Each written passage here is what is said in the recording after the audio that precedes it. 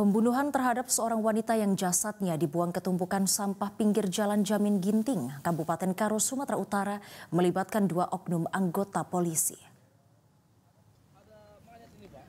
Hal itu terungkap setelah tim Jatanras di Treskrimum Polda Sumut meringkus 2 tersangka dengan menangkap Jofrisco Johan, tersangka utama pada akhirnya.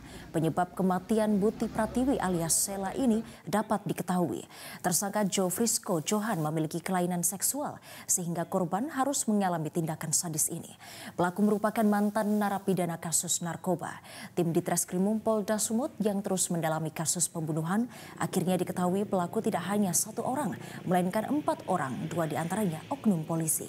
Menurut Direktur di Treskrimum Polda Sumut Kombes Polisi Sumaryono, atas kasus ini tersangka utama Jofrisco Johan dijerat pasal 351 ayat 3, ancaman hukuman 7 tahun penjara. Sedangkan 2 anggota polisi yang terlibat akan jalani sanksi kode etik karena telah terlibat pembunuhan.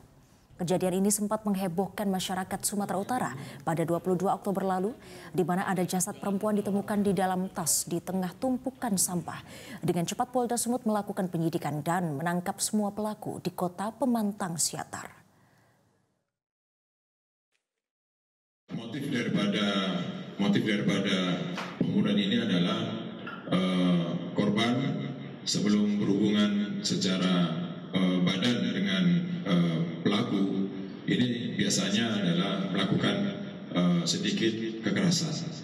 Kemudian ada 2 oknum, ini kita amankan dengan pengenaan pasal 221 dan saat ini kita amankan paralel dengan pelanggaran. Jelajahi cara baru mendapatkan informasi. Download Metro TV Extend sekarang.